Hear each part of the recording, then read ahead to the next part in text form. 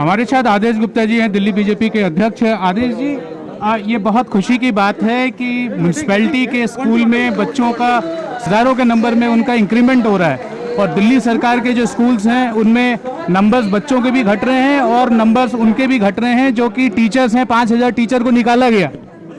ऐसा इसलिए हो रहा है क्योंकि दिल्ली सरकार को शिक्षा से, एजुकेशन से मतलब नहीं, उनको प्रचार से ज़्यादा प्रेम है और वो सारा पैसा और फोकस वो प्रचार पे ज़्यादा कर रहे हैं।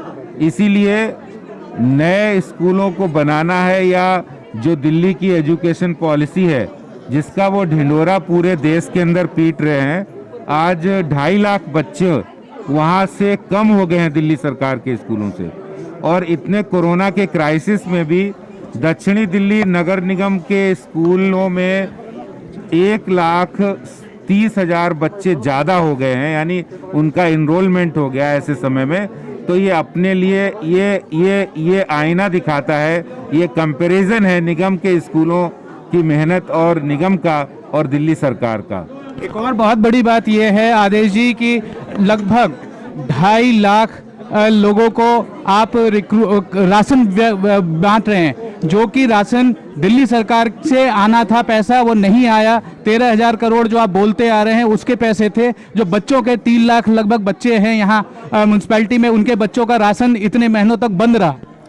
देखिए, 2,84,000 बच्चे तो दक्षिणी दिल्ली नगर निगम स्कूलों में है, और इसी तरह उत्तरी और पूर्वी दिल्ली निगम में कुल मिला के 10 लाख के आसपास बच्चे होते हैं, जिनको पार्टी ने ये महत्वाकांक्षी योजना निगम को सौंपी है कि कोरोना संकट में जो बच्चे स्कूल नहीं पहुंचे उनका राशन उनके घर पहुंचाया जाए।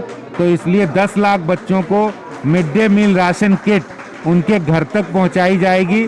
दूसरी बात है, जो राशन प्रधानमंत्री मोदी जी ने इस कोरोना संकट में गरीब लोगों को बिल्कुल मुफ्त दिया था, वो राशन भी दिल्ली सरकार ने बांटा नहीं है, और उसमें भी एक बहुत बड़ा घपला और घोटाला करने वाले हैं वो लोग। एक और पॉलिटिकल सवाल आदेश जी, जो चांदनी चौक पे जो मंदिर तोड़ा गया, आप लोगों ने मांग किया कि वहाँ पे मंदिर को लगाया जाए, वापस उसको स्थापित किया जाए, लेकिन दिल्ली सरकार इस पे अभी कोई डिसीजन नहीं ले रही, कोई बात नहीं बोल रही। वो उल्टे आप लोगों पे, म्यूनसिपैलिटी पे, नॉर्थ म्यूनसिपैलिटी पे इल्जाम लगा रही है। देखिए, उनके पास कहने के लिए कुछ नहीं है।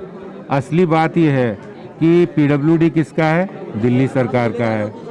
दिल्ली सरकार किसकी है? मुख्यमंत्री केजरीवाल की। उनके डिपार्टमेंट के स्टैंडिंग काउंसिल नौशाद अली अहमद खान, वो मिड 2020 में 19 में कोर्ट में जाते हैं और कोर्ट से कहते हैं आप कारपोरेशन को डायरेक्शन दीजिए मंदिर हटाने की। तो पहल किसने की? मांग किसने की? कोर्ट में कौन गया? दिल्ली सरकार गई, जिसके मुखिया केजरीवाल साहब हैं। तो आप ये बताइए, अगर वो चाहते मंदिर को बचाना तो वो ये मसला कोर्ट में ना ले जाकर वो रिलीजियस कमेटी में ले जा सकते थे, जिसके चेयरमैन सत्येंद्र जैन हैं और उनके चेयरमैन दिल्ली के मुख्यमंत्री अरविंद केजरीवाल जी हैं। तो अगर दिल्ली सरकार चाहती तो उस मामले को कोर्ट में ना ले जाकर ये कहते मंदिर कमेटी बैठे, रिलीजियस कमेटी बैठती, और वो मामला वहीं पर धार्मिक स्थल का निपट सकता था, जो कि दिल्ली सरकार ने नहीं किया। पूरी गलती दिल्ली सरकार की है, और अगर वो चाहते तो मंदिर बच सकता था। और मैं अभी भी कहता हूँ, अभी कुछ भी नहीं हुआ है। अगर इतनी आपने गलती कर दी है, सुधारना चाहते हैं, अगर आप ईमानदारी से उसे सुधारना चाहते हैं, तो आइए हम लोग मंदिर बनाने के लिए एक साथ चलते हैं। केजरीवाल जी, आप कोर्ट में जाइए और वहाँ पर कहिए कि हमसे गलती हो गई है, हम वहाँ मंदिर दोबारा से स्थापित करना चाहते हैं। सरकार की बात कोर्ट अवश्य मानेगी। हिंदुओं की भावना पे, एक सेकंड, हिंदुओं की भावना पे बहुत ज्यादा आहट हुआ है। वहाँ पे 1 साल पहले दंगा भी हुआ था, एक मंदिर को भी तोड़ा गया था। आप कितना चिंतित हैं दिल्ली वासियों के लिए? देखिए, हिंदुओं की भावनाओं को उन्होंने बहुत आहत किया है, और ये सब लोग जानते हैं। वो उनकी मानसिकता हिंदू विरोधी है, और इसीलिए उन्होंने मंदिर को बचाने के लिए कोई प्रयास नहीं किया। अगर वो इस दिखावे की भावना नहीं होती, जहां एक और केजरीवाल साहब हनुमान जी की भक्ति का बहुत बड़ा स्वांग रचते हैं,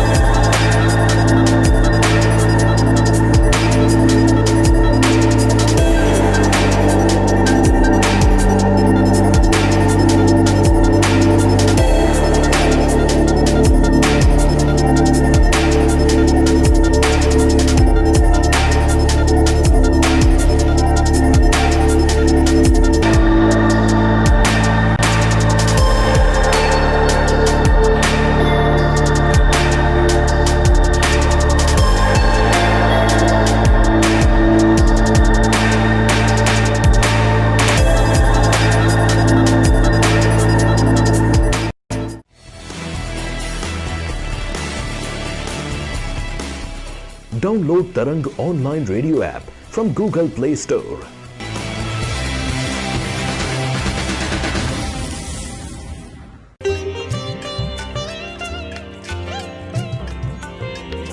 You are listening to Tarang Devotional Online Radio.